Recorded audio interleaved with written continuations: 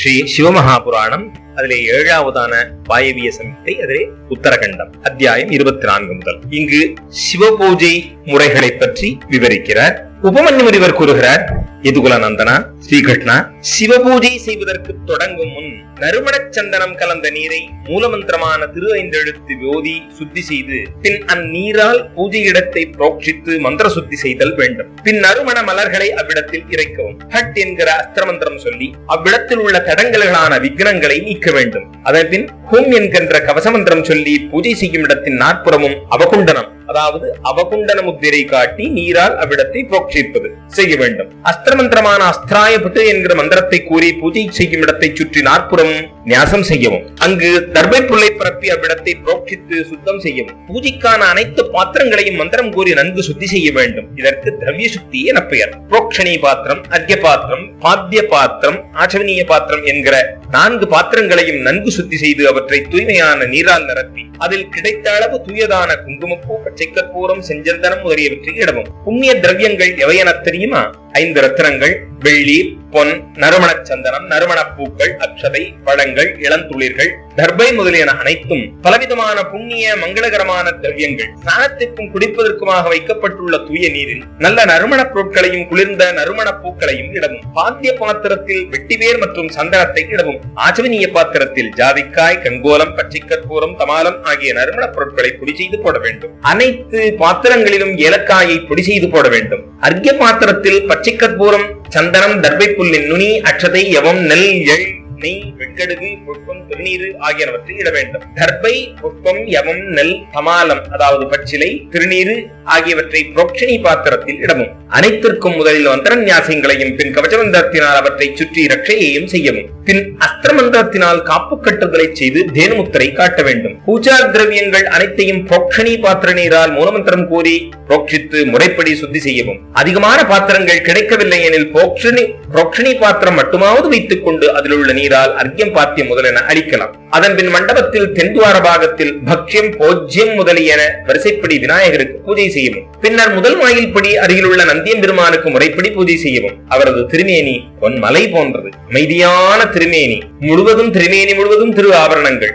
தலையில் இளம்பெறை சூடிய மகுடம், முக்கண்ணர், 4 திருக்கரங்கள், ஒரு திருக்கரத்தில் பழபழக்கும் முத்தலை சூதம், ஒரு திருக்கரத்தில் பழபழக்கும் முத்தலை சூலம், மற்றொரு கரத்தில் மான், இன்னொரு கரத்தில் மழு, மற்றொன்றில் கூர்மையான கொடிப்பிரம்பு, சந்திரனின் நிலவொளி போன்ற திருமுக மண்டலம், எருது போன்ற முகம். வடக்கு புறம் மருத்துக்களின் மகளான சுயசை, அதாவது நந்தி எம்பெருமானுடைய மனைவி, உயர்ந்த விரதங்களை கடைபிடிப்பவள், இறைவியான பார்வதி பிராட்டியின் திருவடிகளை அழகு செய்து கொண்டிருப்பவள். இவர்களை பூஜித்த பின் சிவபிரானது திரு ஆலயத்திற்குள், அதாவது கருவறைக்குள் நுழைந்து முன்வைத்திருந்த திரவியங்களால் சிவலிங்க பிரானை பூஜிக்கவும். பழைய நிர்மால்ய புஷ்பங்களை அங்கிருந்து அகற்றவும். பின்னர் சேகரித்த புஷ்பத்தை நனைத்து சிவலிங்கத்தின் தலைமையில் வைக்கவும். கைகளிலும் எடுத்து முடிந்த அளவு திரு 5 எழுத்தை ஓதினார் என்ற சுத்தியார். ஈசான கோணமான வடகிழக்கு மூலையில் சண்டிகேஸ்வரருக்கு ஆராதனை செய்து முன்னெடுத்த நிர்மால்ய புஷ்பங்களை அவரிடம் அர்ப்பணம் செய்யவும். எவ்வளவும் செய்தபின் தன் இஷ்ட தேவதையான சிவனாருக்கு தக்கதோர் ஆசனத்தை வைக்கவும். ஆதார சக்தி முதலியவற்றை வரிசைப்படி தியானிக்கவும். மங்களகரமான நீலரமான ஆதார சக்தி தரையில் அமைந்துள்ளது.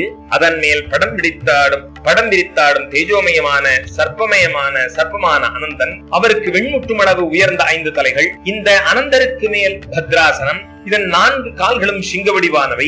இந்த 4 கால்களும் தர்மம், ஞானம், வைராக்கியம் மற்றும் ஐஸ்வர்யம் ஆகும். தர்மமான கால் தென்கிழக்கு மூலையில் உள்ளது, அது வெளுத்த நிறம் உள்ளது. தென்மேற்கு மூலையில் கால் ஞானமயமானது, சிவப்பு நிறமானது. வடமேற்கு கால் மஞ்சள் நிறமானது, வைராக்கியம் என்பது.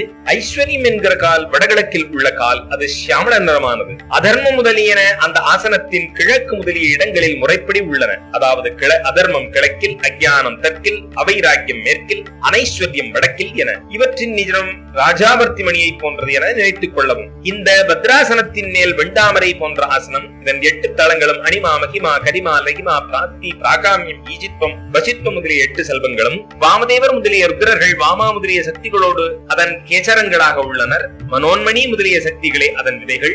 அபர வைராக்கியமே அதன் கர்ணிகை, அதாவது நடுப்பகுதி. சிவஸ்வரூபமான ஞானமே நாளம். சிவ தர்மமே கந்தம் என்கிற பாகம். கன்னிகைக்கு மேல் சந்திரமண்டலம், சூரிய மண்டலம், அக்னி மண்டலம் என்கிற 3 மண்டலங்கள், இதற்கும் மேலே ஆன்ம தத்துவம், வித்யா தத்துவம், சிவ தத்துவம் என்கிற 3 ஆசனங்கள். இந்த ஆசனங்கள் அனைத்திற்கும் மேலே விசித்திரமான கம்பளத்தால் மூடப்பட்ட சுகமான ஒரு தெய்வீக ஆசனத்தை கற்பனை செய்தேவோம். அதுவே ஒளிர்விடும் சுத்த வித்யை. இவ்வாறு மனதில் கற்பனை செய்து கொண்டு ஆவாகனம், ஸ்தாபனம், சன்னிரோதனம், நிரீக்ஷணம், அதாவது சமூகீகரணம், நமஸ்காரம் முதலிய முத்திரைகளை காட்டவும். இங்கு ஆசிரியரினுடைய குறிப்பாக இந்த முத்திரைகளை பற்றி அவர் விளக்குகிறார். நாமும் பார்க்கிறோம். குறிப்பு 1, ஆவாகன முத்திரை. இரு கைகளையும் பக்கவாட்டில் அஞ்சலியாக சேர்த்து பவித்திர விரல்களின் அடிப்பருவங்களை கட்டர் விரலால் தொட்டுக்கொண்டு மேலும் மேலும் கீழும் அசைத்தல் ஆவாகன முத்திரை. ஸ்தாபன முத்திரை. மேற்கூறியதில் கைகளை கீழ்நோக்கி செய்வது ஸ்தாபன முத்திரை. சன்னிரோதன முத்திரை. இரு கைமுஷ்டிகளையும் அபிமுகமாக சேர்த்து கட்டை விரல்களை முட்டிக்குள் நுழைத்து மற்ற நகங்கள் ஒன்றையன்று தொட்டுக்கொண்டிருத்தல் சன்னிரோதன முத்திரை. சமூகீகரண முத்திரை. இரு கை முஷ்டிகளையும் அபிமுகமாக சேர்த்து கட்டை விரல்களை மேல் நோக்கி பிடித்தலுக்கு சன்னிதாபினி முத்திரை என்ற பெயர். இங்கு கூறியபடி முஷ்டிகளை நிமிர்த்தி பக்கவாட்டில் பிடிப்பது சமூகீகரண முத்திரை. அதாவது முஷ்டிகளை கவிழ்த்து பக்கவாட்டில் பிடிப்பதும் உண்டு. நமஸ்கார முத்திரை. உடனே ஒரு கோலை வீழ்த்துவது போல தரையில் நேராக கிடத்தி முகத்தை தரையை நோக்கி கவிழ்த்து இரு கைகளையும் விரித்த தேவதைக்கு நேராக நீட்டி வணங்குவது. இதில் தலை, மார்பு, இரு கைகள், இரு கால்கள், இரு தோள்கள் ஆகிய 8 தரையில் தோய்ந்த மாதிரி வணங்குவதே சாஷ்டாங்க நமஸ்காரம் அல்லது நமஸ்கார முத்திரை ஆகும். இவ்வாறு மீண்டும் தொடர்கிறோம். இவ்வாறு முத்திரைகளை காட்டிய பின் பாத்தியம், அர்க்கியம், ஆச்சமனியம், ஸ்நானம், வஸ்திரம், பூணூல், கந்தம், புஷ்பம், தூபம், தீபம், நைவேத்தியம், தாம்பூலம், கற்பூர நீராஜனம் முதலியன செய்து இறைவனையும் இறைவியையும் பள்ளி அறையில் சயனிக்க செய்தல் வேண்டும். இவை அனைத்தையும் நம்மால் நேரில் உள்ளபடி செய்ய முடியவில்லை எனில் மேற்கூறிய அனைத்தையும் கற்பனையாக செய்து மூல மந்திரமான திரு 5 எழுத்தையும் ஈசானம் முதலிய 5 பிரம்ம மந்திரங்களையும் ஜபித்து இறைவரையும் இறைவியையும் ஆவாகனம் செய்யும். அவ்வேளை மாதிரி தியானிக்க வேண்டும். இறைவரோ தூய படிகமொத்த வெண்ணிறத்தர், அசைவற்ற நிலை, அழிவற்றதும் கூட, அனைத்து உலகிற்கும் பரம காரணமானவர். அனைத்து உலகங்களும் இவரது திருமேனியே. அனைத்திலும் உள்ளும் புறம் ஒரே மாதிரி விளங்குபவர். அணுவிற்கும் அணுவானவர், மகத்திற்கும் மகத்தானவர், எங்கும் நிக்கமர நிறைந்தவர், அடியார்கட்கு எளியவர், அனைவருக்கும் ஒப்பற்ற தலைவர், குறைவு நிறைவு அற்றவர், பிரம்மதேவர், திருமால், இந்திரன், ருத்ரன் முதலியவர்களுக்கும் எட்டாதவர், அனைத்து வேதங்களின் கருப்பொருள், சான்றோர்களுக்கும் அறிய உண்ணாதவர், அனைத்து வேதங்களின் கருப்பொருள் சான்றோர்களுக்கும் அறிய உண்ணாதவர், முதலும் முடிவும் நடுவும் அற்றவர், உலகியலாகிற பெருநோய் கொண்டவர்களுக்கு அருமருந்தானவர், சிவதத்துவமே அவரது ஸ்வரூபம், அனைத்து ஜீவராசிகளுக்கும் நலன் புரியவே உலகில் சிவலிங்கமூர்த்தியாக, அதாவது உருவமாக விளங்குபவர், சிவதத்துவமே அவரது ஸ்வரூபம், அனைத்து ஜீவராசிகளுக்கும் நலன் புரியவே உலகில் சிவலிங்கமூர்த்தியாக விளங்குபவர் எவ்வாறு தியானிக்க வேண்டும். இவ்வாறு தியானித்து ஒன்றுபட்ட மனம் கொண்டு மிகுந்த பக்தியோடு சந்தனம், புஷ்பம், தூபம், தீபம், நைவேத்தியம் என்கிற 5 உபச்சாரங்களால் சிவலிங்கமூர்த்தியை பூஜிக்கும். இறைவனுக்கு திரு அபிஷேகம் செய்யும் போது ஜெய ஜெய, போற்றி போற்றி என்று கூறி மங்கள வாத்தியம் முழக்கலாம். பஞ்சகவ்யம், நெய், பால், தயிர், தேன், சர்க்கரை, வாழைப்பழம் மற்ற பழச்சாறுகள், எள், வெண்கடுகு, சத்துமாவு, யவம் முதலிய தானியங்கள், உளுந்து மாவு முதலியவற்றால் அபிஷேகம் செய்து பின் வெந்நீரால் சிவலிங்கமூர்த்தியை நீராட்டவும். மூர்த்தியின் மேல் ஒட்டிக்கொண்டிருக்கும் மாவு, சந்தனம் முதலிய நீங்குவதற்காக பில்வ பாத்திரத்தினால் தேய்க்கவும். பின் சுத்த ஜலத்தால் நன்கு தேய்த்து நீராட்டி பேரரசர்கள் பயன்படுத்தும் நல்ல நறுமண தைலத்தை இறைவன் மேல் தடவவும். மணமான நெல்லிக்காய் பொடி, கஸ்தூரி மஞ்சள் பொடி முதலியவற்றை அர்ப்பணிக்கவும். பின் சந்தன ஜலம், தர்ப்பை மற்றும் முதலிய புஷ்பம் சேர்த்த ஜலம், பொன் மற்றும் ரத்தினம் ஊற வைத்த நீர், கடைசியில் மந்திரம் உச்சரித்து வைத்த கலச நீரால் இறைவரது மூர்த்தத்தை திருஅபிஷேகம் செய்யவும்.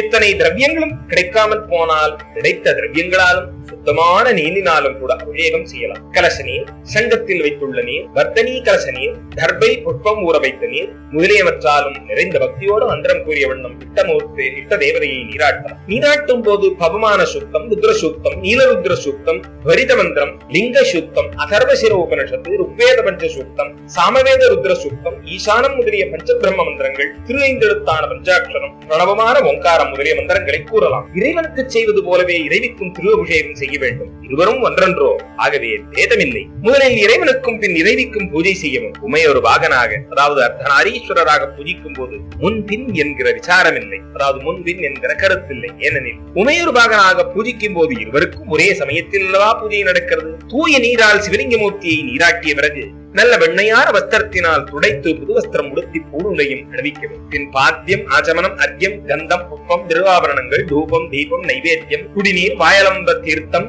ஆச்சமனம், தாம்பூலம், அழகிய ரத்ன கிரீடம், பல பல நறுமண பூமாலைகள், குடை, சாமரம், பனையோலை விசிறி, கண்ணாடி முதலிய உபச்சாரங்களை செய்து சகல வாத்தியம் முழங்க கற்பூர் நீராஜனம் காட்டவும். பின் கீதம் பாடியும் நர்த்தனம் ஆடியும் போற்றி போற்றி ஜெகதிகே என்று போற்றி புகழ்ந்து பாடவும். பொன், வெள்ளி, தாமரம் அல்லது மண்ணால் ஆன வட்டிலில் தாமரை முதலிய பூக்களை அழகாக அடுக்கி வைக்கும். தாமரை மணிகள், தயிர், அக்ஷதை முதலியனவும் வைக்கலாம். முத்தலை சூலம், சங்கு, இரு தாமரைகள், நந்தியாவட்டப்பூ, புலர்ந்த பசுஞ்சாணத்தினால் இட்ட தூபம், ஸ்ரீவத்சம், ஸ்வஸ்திகம், கண்ணாடி, வஜ்ரம், அக்னி முதலிய சின்னங்கள் பொறிக்கப்பட்ட 8 தீபங்களை ஏற்றி 8 திசைகளிலும் வைக்கவும். 9வது தீபத்தை நடுவில் வைக்கவும். இந்த 9 தீபங்களிலும் வாமை, ஜேட்டை, ரௌத்ரி, காளி, கரவிகரணி, பலவிகரணி, பலப்பிரமதமணி, சர்வபூதமணி, மனோன்மணி என்கிற 9 சக்திகளையும் பூஜிக்கவும். பின் கவசமந்திரத்தினாலும் அஸ்திரமந்திரத்தினாலும் ரட்சணை செய்து தேனூத்தரை காட்டி இரு கைகளினாலும் பாத்திரத்தை உயர தூக்கவும். அல்லது அந்த பாத்திரத்தில் 8 மூலைகளில் 8 தீபங்களையும் நடுவில் ஒரு தீபத்தையும் வைக்கவும். இந்த தீபத்தட்டத்தை இறைவனுக்கு எதிரில் மூலமந்திரத்தை உச்சரித்துக் கொண்டே வலமாக 3 முறை சுற்றவும். பின் இறைவரது சிரசில் அர்க்கியத்தையும் வாசனையான திருநீற்றையும் அர்ப்பணிக்கவும். பின் புஷ்பத்தினால் அர்ச்சனை செய்து நிவேதன பொருள்களை நிவேதனம் செய்யவும். பின் குடிநீர் தந்து ஆசமனம் தர்மம். பின் வாசனை திரவியங்களான ஏலக்காய், பெச்சிக்கற்பூரம், சுண்ணாம்பு, பாக்கு முதலியன கலந்த தாம்பூலத்தை தரவும். அதன் பின் புரோட்சிக்க வேண்டிய பதார்த்தங்களை புரோட்சித்து நிருத்தியம், கீதம் ஆகியனவற்றை அர்ப்பணிக்கவும். பின்பு திருந்தளத்தை முடிந்தவரை ஜபிக்கவும். அதன் பின் பலம் செய்து வணங்கி துதித்து நம்மையே இறைவனது திருவடிகளில் அர்ப்பணிக்கவும். பின்னர் நமது விருப்பத்தை இறைவனது திருவடிகளில் தெரிவிக்க வேண்டும். பின் புஷ்பாஞ்சலி செய்து முத்திரைகள் காட்டி நமது தவறுகளுக்காக மன்னிப்பை கோர வேண்டும். பின்னர் இறைவன் அவரது ஸ்வஸ்தானத்திற்கு எழுந்தருள வேண்டி நம் இதயத்திலேயே அவரை சிந்தித்திருக்க வேண்டும். இவ்வாறு அனைத்தையும் செய்ய முடியவில்லை எனில் அர்க்கியம் முதல் ஆரம்பித்து பூஜிக்கலாம். சங்கடமான நேரத்தில் மன இசைவோடும் சிரத்தையோடும் பக்தியோடும் புஷ்பங்களை மட்டுமாவது அர்ப்பணிக்கும். மன ஈடுபாட்டோடு ஒன்றிய மனதோடு காதலாகி கசிந்துருகி இரு புஷ்பங்களை அர்ப்பணித்தாலும் இறைவன் மகிழ்வார். இதுவே பரம தர்மம். இதய தூய்மையினாலேயே ஒருவன் நல்லது செய்தவனாக ஆகிவிடுவான். உடலில் உயிர் உள்ளவரை சிவபூஜை புரியாமல் உணவு ஏற்கக்கூடாது. மன ஈடுபாட்டோடு ஒன்றிய மனதோடு காதலாகி கசிந்து உருகி இரு புஷ்பங்களை அர்ப்பணித்தாலும் இறைவன் மகிழ்வார். இதுவே பரம தர்மம். இதய தூய்மையினாலேயே ஒருவன் நல்லது செய்தவனாக ஆகிவிடுவான். உடலில் உயிர் உள்ளவரை சிவ பூஜை புரியாமல் உணவு ஏற்கக்கூடாது. இவ்வாறு பூஜை செய்யாது புசிப்பவனுக்கு கழுவாயே கிடையாது, அதாவது காயச்சித்தமே கிடையாது. அசட்டையாக ஒருவன் உண்பானேயாகில் திரும்ப நீராடி இருமுறை பூஜித்து அந்த பட்டினியோடு பிரம்மச்சரிய விரதத்தோடு சிவ ஐந்தெழுத்தை 10,000 தடவை ஜபிக்க வேண்டும். மறுதினம் தன் சக்திக்கேற்ப சிவனடியார்களுக்கு பூஜை செய்தால் முன் கூறிய தவறுதலுக்கான கழுவாயாக ஆகும்.